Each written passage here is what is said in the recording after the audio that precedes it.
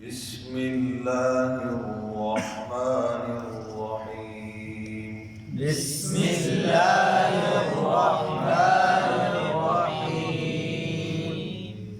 تختی نمبر 12 قرآن قاعدے کی تشدید ہے۔ تشدید کی لغوی معنی تو سختی کی ہی ہے،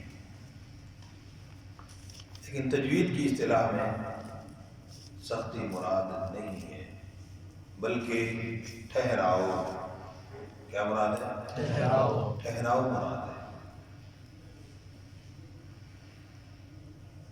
سختی مراد نہیں ہے۔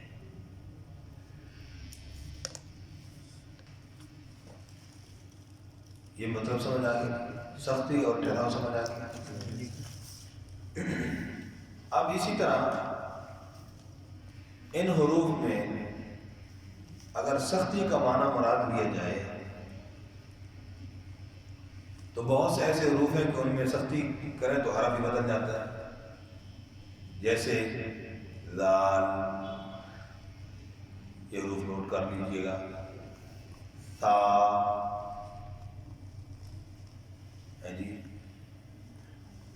ٹھیک ہے۔ اسی طرح صفات کے اعتبار سے تبدیلی آ جاتی ہے، بعض حروف میں یہ حروف کے مخرج بدل جاتا ہے، تا، لال، وہ، ٹھیک ہے جی۔ اسی طرح جیسے عین، یہ مخرج بدل جاتے ہیں۔ بڑی زبردست بات ہے یہ حروف چند میں نے عرض کی۔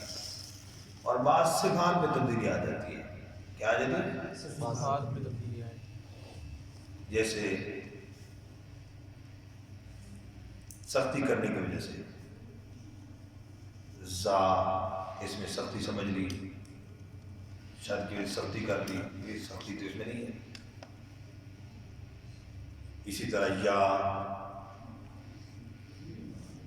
اسی طرح واو، را،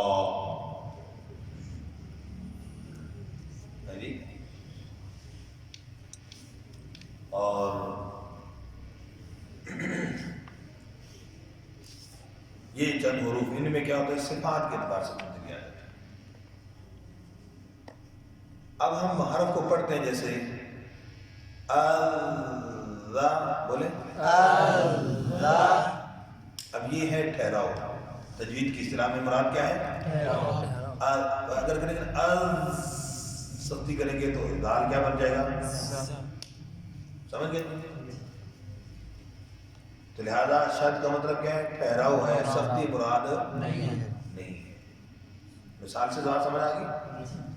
اسی طرح نہ، اما، کئی بار نہ سختی، نہ عین میں سختی نہیں ہے۔ تو شد کی وجہ سے حروف میں سختی پیدا نہیں کرنی۔ اب اصول یہاں پر نوٹ کر لیجیے گا کہ حروف میں جو سختی ہوتی ہے وہ صفات کی وجہ سے ہوتی ہے، نرمی ہوتی ہے وہ بھی صفات کی وجہ سے ہوتی ہے۔ لہذا شد کی وجہ سے حروف میں سختی نہیں ہوتی، بلکہ حروف میں سختی اور نرمی کا تعلق کس کے ساتھ ہے؟ صفات کے ساتھ۔ حرف کے اندر جو سختی ہے وہ بھی صفت کی وجہ سے ہے، حرف کے اندر جو نرمی ہے وہ بھی شد کی وجہ سے سختی نہیں آتی ہے۔ بات سمجھ آ گئی نا؟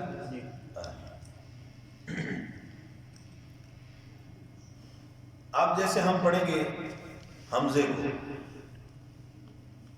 یا با کو پڑھیں گے، اب با، بولے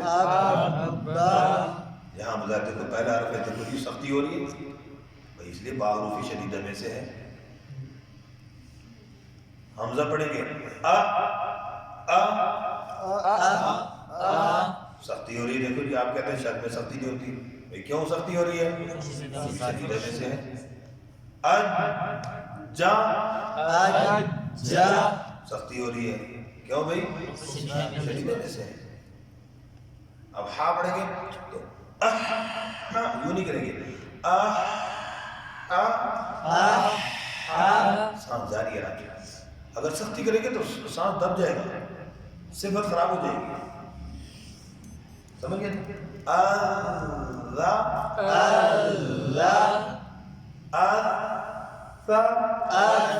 اللہ،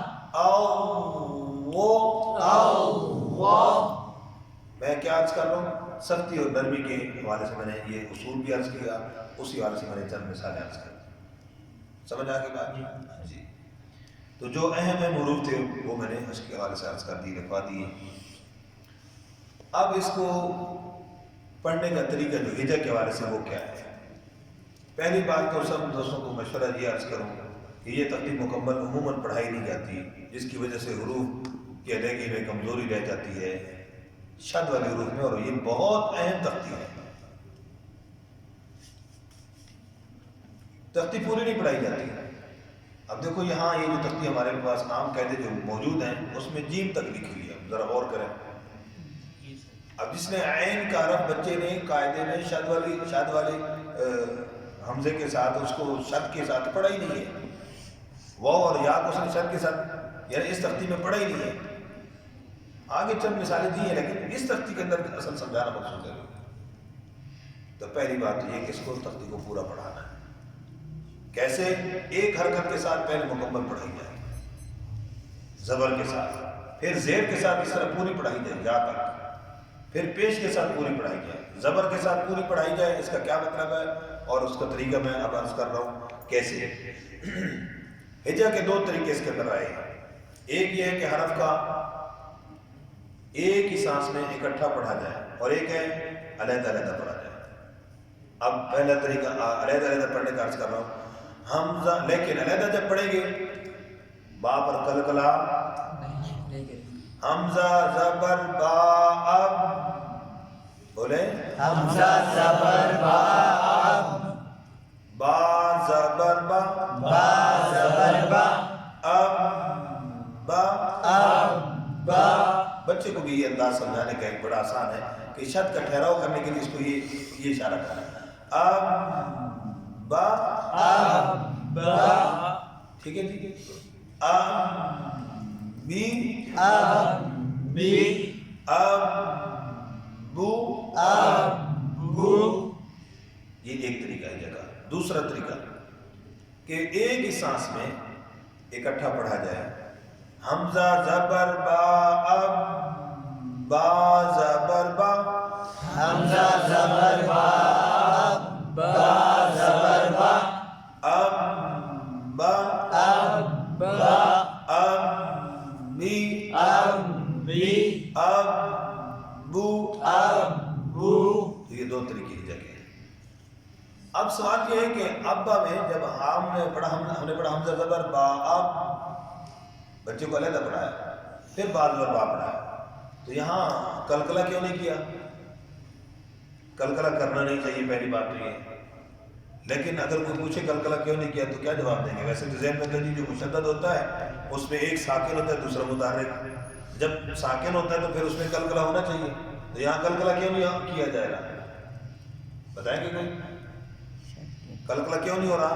کیونکہ یہاں ادغام ہو رہا ہے، تو اگر قلقلہ جی ساکن میں ہوتا ہے۔ ہاں، یہاں یہ جواب دینا ہے، نوٹ کیجئے گا کہ یہاں پر قلقلہ کیوں نہیں ہو رہا۔ کہتے ہیں بے شک مشدد میں دو حرف ہوتے ہیں، پہلا ساکن دوسرا متحرک ہوتا ہے، لیکن یہاں پر حمزہ کو ہم جو با کے ساتھ ملا رہے ہیں، پہلے با کے ساتھ ساکن ہونے کی حیثیت سے نہیں بلکہ مشدد ہونے کی حیثیت سے ملا رہے ہیں۔ یہ زبردست بات ہے، اس کو نوٹ کیجئے گا۔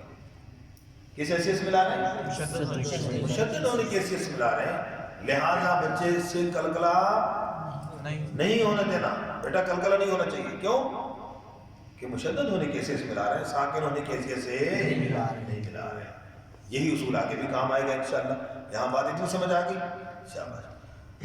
اس کے بعد آگے جی اسی طرح زبر کے ساتھ ات تا، ات تا، ات تی، ات تی، ات تو، ات تو۔ سا زبر کے ساتھ پڑھ رہا ہوں، اب میں زیر کے ساتھ پڑھ لیتا ہوں، ٹھیک ہے؟ چند حروف پڑھیں گے پھر انشاءاللہ مکمل کریں گے۔ ٹائم ہو رہا ہے بتائیے، 10 ہو گئے جی؟ تو دیکھیے گا جی آگے تا زیر کے ساتھ ایسا، ایسا۔ اب یہ بچہ کتنی دفعہ پڑھے گا اس کا خیال رکھنا ہے تاکہ صحیح پڑھے، ہے جی؟ ہجا کر کے ساتھ جب پڑھے گا تو کتنی بار اس کی باری آئے گی پڑھنے کی کہ حمزہ زیر سا اذ سا زبر سا اذ تا کتنی بار ہو گیا؟ ایک حرکت کے ساتھ ہجا کرتے ہوئے ایک حرکت کتنی بار پڑھا جا رہا ہے؟ ذرا غور کریں. حمزہ زیر سا اذ سا زیر سا زیر سی کتنی بار ہو گیا؟ اب پھر اذ سی کتنی دفعہ ہو گیا؟ 5. پھر پڑھتے ہیں جی آگے. اب کیا ہے؟ حمزہ زیر سا اذ سا پیش سو سا پیش سو اذ سو بولو کتنی مرتبہ؟ 5. یہ بات ذرا لاجک ہے بڑی قیمتی، بچوں کو سمجھانی ہے کہ دیکھو بچے کو ہم کہہ دیتے ہیں بیٹا اس کو 15 مرتبہ کیا کیا ہو، اب وہ 15 مرتبہ کیسے کہتا ہے؟ حمزہ زیر سا اس سا زیر سی اس سی حمزہ زیر سا اس سا بھی اس طرح پڑھتا ہے. ایک مرتبہ 2 مرتبہ وہ بچہ حرف کا نام مخرج کے مطابق صحیح لیتا ہے، باقی ہر دفعہ غلط پڑھتا ہے. اب ہجا کرتے وقت اس کو جب 3 حرکات کے ساتھ زبر زیر پیش کے ساتھ جب 3 حرکات کے ساتھ پڑھے گا، ایک مرتبہ ایک حرکت کے ساتھ ہجا کرتے ہوئے کتنی بار باری آ رہی ہے حرف کی؟ 5 مرتبہ. تو 3 حرکتوں کے ساتھ جو صرف پڑھے گا ہجا کر کے تو کتنی باری آئے گی؟ 15 مرتبہ ایک حرف کی باری آ رہی ہے.